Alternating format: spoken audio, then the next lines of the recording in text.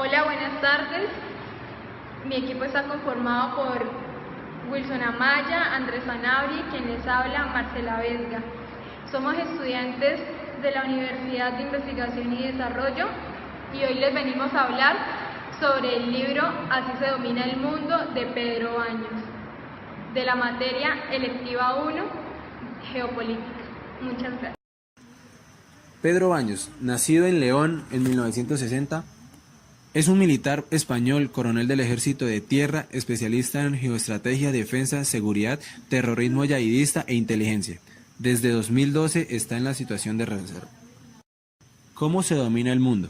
A partir de las relaciones internacionales, la geopolítica mundial y las claves geoestratégicas que ponen a los países unos enfrente de otros, más que unos al lado de otros, pues las relaciones entre los países en la escena mundial no son nunca igualitarias y son múltiples los intereses tensionados, las aspiraciones individuales y excluyentes, las ansias de dominio y control que la diplomacia o la fuerza esgrimen y despliegan en el tablero mundial. Geopolítica y geoestrategia. Abarca a grosso modo como la geopolítica, campo que estudia los efectos de la geografía física y humana sobre las relaciones políticas internacionales. Ha sido modificado en el mundo desde que el primer grupo humano fue consciente de la importancia de la propiedad, la acumulación de riquezas y el dominio sobre las tierras que le rodean. ¿Cómo es el mundo? La fantástica, la simple y acertada manera en que se reduce la historia de las relaciones internacionales, pues el autor insiste en el que el comportamiento de los países es plenamente asimilable al de los niños en el patio de un colegio. De esta manera, y si rebuscamos en el baúl de nuestros recuerdos íntimos, recordaremos que había a grandes rasgos diferentes clases de niños en dicho patio. Por un lado estaban los futuros machos alfa de la manada, aquellos que ostentaban el poder, bien sea por un poderoso físico o bien sea por pertenecer a una familia acaudalada. Son los que podríamos llamar dominadores. Obviamente, para que alguien llegue a dominar sobre un amplio grupo social, siempre debe haber el suficiente número de personas dispuestas a dejarse dominar de buena voluntad, a los que podríamos dominar como comparsas. Estas comparsas son aquellos que, bien por interés, ya que ganan algo con su apoyo al poderoso, o bien por su ausencia de ganas de experimentar futuras complicaciones, son los que jalean las ocurrencias y amplifican las cualidades ciertas o pretendidas de los dominadores. Un grupo curioso de alumnos lo conforman aquellos que resisten el flujo de los poderosos, resistiéndose a su capacidad de influencia. Estos alumnos resistentes tan solo admiten alianzas temporales con los poderosos cuando perciben una futura ganancia, tal vez el derrotar a un posible enemigo común. En la imaginaria base de la pirámide de nuestro patio de colegio particular nos encontramos con aquellos alumnos que son explotados por los dominadores y sus comparsas, aquellos que son el blanco de sus burlas. Dentro de esta categoría, el alumno dominado, existe un subgrupo francamente tétrico, el de aquellos alumnos que, hartos de ser el saco de boxeo casi universal, deciden congregarse con los dominadores para, merced a convertirse en los más arribistas de los alumnos comparsas, mejorar su suerte. En cierta manera, son los conversos al nuevo orden social impuesto por su dominador, y ya se sabe que no hay nadie más fanático que aquel que sabe que su fe no es pura y que por lo tanto está obligado a demostrar permanentemente un riguroso celo en sus creencias. Por último, nos encontramos a aquellos alumnos que voluntariamente deciden aislarse por completo de la comunidad, poniéndose a resguardo de las luchas de poder, posición extremadamente incómoda de la que en numerosas ocasiones son forzados a salir. Advierte que de la misma manera que en el patio de un colegio es el interés en el que marca el principio y el final de las alianzas. En el ámbito internacional, las relaciones entre los países se regulan merced a los diferentes intereses nacionales, siendo el ambiente que regula dichas relaciones internacionales tremendamente hipócrita, pues del presunto clima de entendimiento y mutua alianza que se pretende presumir se rigen las relaciones entre países aliados. Siempre hay una parte que convence a los demás para que de grado o fuerza auxilien en la búsqueda de su interés nacional. O dicho de otro modo, en las relaciones internacionales básicamente hay dos clases de países, dominados y dominadores, y dentro de los dominadores existen dos clases, dominadores regionales o globales.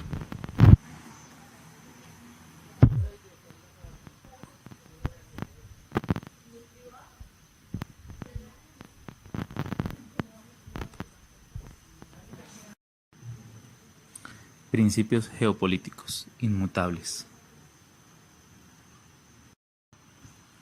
A lo largo de la historia, una serie de principios geopolíticos han estado presentes constantemente, aunque la geopolítica como tal ha cambiado con el paso del tiempo y al hilo de los acontecimientos y la tecnología. Estos principios inmutables siguen rigiendo las relaciones internacionales y los asuntos del mundo al que pertenecemos.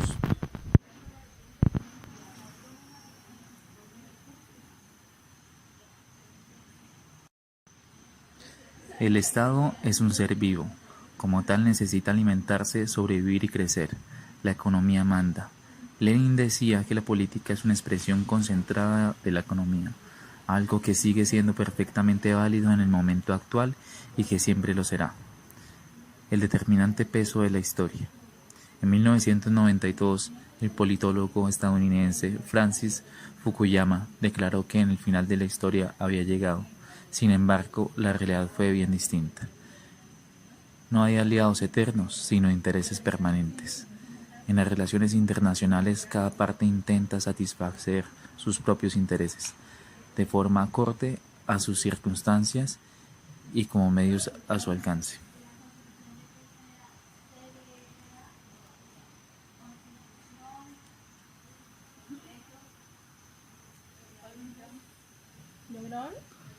Ya. Centro. Por allá está. Pues creo que te estaban buscando. O no sé.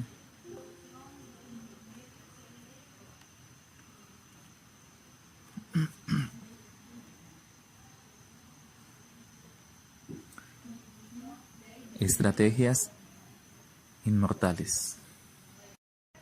Geoestrategias inmortales. Una de ellas es buenísimo en las sociedades occidentales, se ha utilizado mucho de este contenido tras los atentados de Daesh,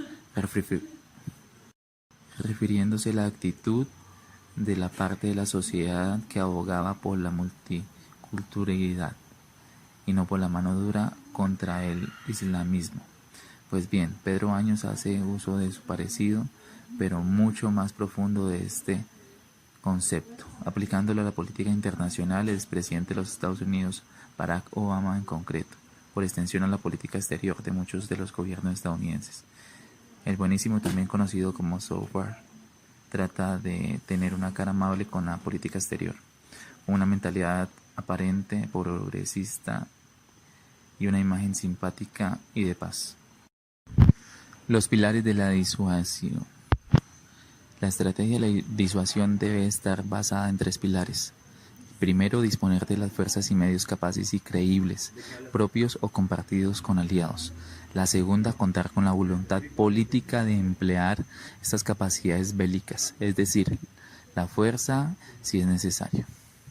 La tercera, transmitir al adversario, aunque solo sea en potencia, que se dispone de esos medios y de convencerlos de que los gobernantes pueden ser capaces de utilizarlos en beneficio de su seguridad nacional. Si los medios y la voluntad de los empleados son importantes, no lo es menos que este mensaje llegue al adversario.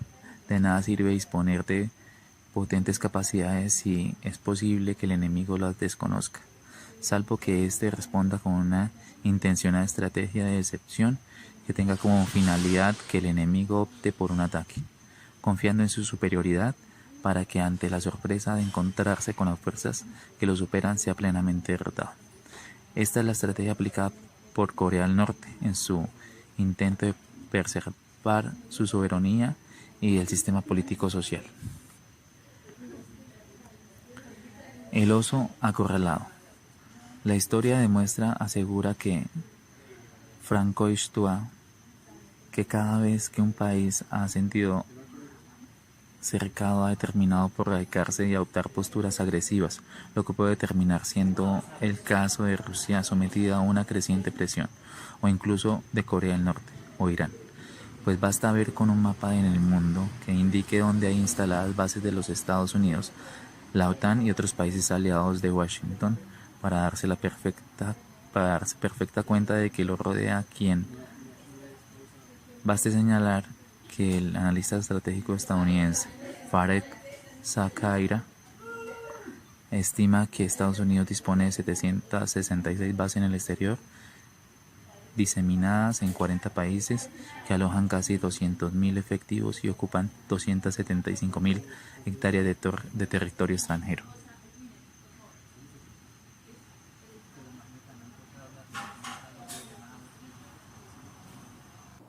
El portero de discoteca. El G8 podría compararse con uno de esos porteros de discoteca a los que se refiere el periodista satírico español Jaime Capmany.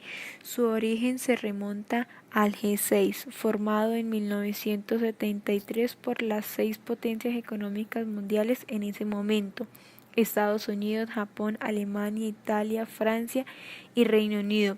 Después se unieron Canadá, G7 en 1997, y Rusia, G8 en el 2002. Se supone que esos 8 países son los más industrializados del mundo, pero también debería estar China e India si se siguiera un criterio de desarrollo económico. Sin embargo, en este selecto club se negocian consensos y se acercan posiciones respecto a las decisiones que marcarán la economía y la política mundial. De ahí se deseen que siga siendo tan exclusivo y su composición se asemeja bastante al grupo formado por los miembros permanentes del Consejo de Seguridad de las Naciones Unidas: China, Estados Unidos, Francia, Reino Unido y Rusia. Y todos estos porteros de discoteca con derecho de veto en las cuestiones internacionales que amenacen la paz y la seguridad. No tienen mucho interés de dejar entrar a nuevos socios. La estrategia del portero de discoteca también está presente en el ámbito del trato de no proliferación nuclear. Patada a la escalera. Desde que se tiene conocimiento, las potencias hegemónicas del momento han tratado de impedir que ninguna otra nación, reino, imperio o estado pueda trepar por la misma escalera que ellos habían utilizado para alcanzar la cúspide.